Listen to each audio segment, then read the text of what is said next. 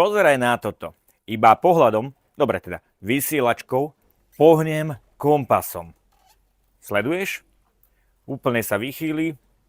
No a keď dám vysielačku preč, tak sa odchýli. A teraz ono je jedno, keby som tam tú vysielačku nechal, tak on zostane vychýlený. To bola iba plastová vec, ktorá nebola ani pripojená, v nej je minimum elektroniky.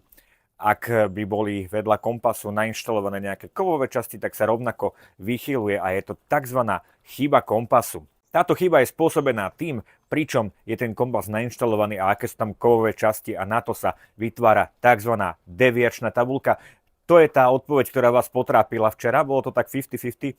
Deviácia je chyba kompasu. Deklinácia alebo variácia je úplne to isté a tu nehovoríme o chybe kompasu. Áno, samozrejme, že kompas ten vám bude, keď odrátame deviáciu, ukazovať vždy presne na magnetický sever.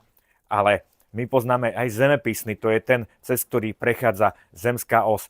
Čiže rozdiel medzi magnetickým a zemepisným severom je už spomínaná deklinácia, prípadne variácia. To je naozaj to isté. No a monetizácia, tá tam nepatrila, to bola úplná blbosť. Aj keď ti to tentokrát úplne nevyšlo, nevadí, hraj sa s nami ďalej o dovolenku na jachte pre teba a tvojich kamošov. Predsa len je to iba prvá séria, čaká nás ich 9, takže ešte 8 je ich pred nami a tu ešte si môžeš potrénovať na zvyšných otázkach.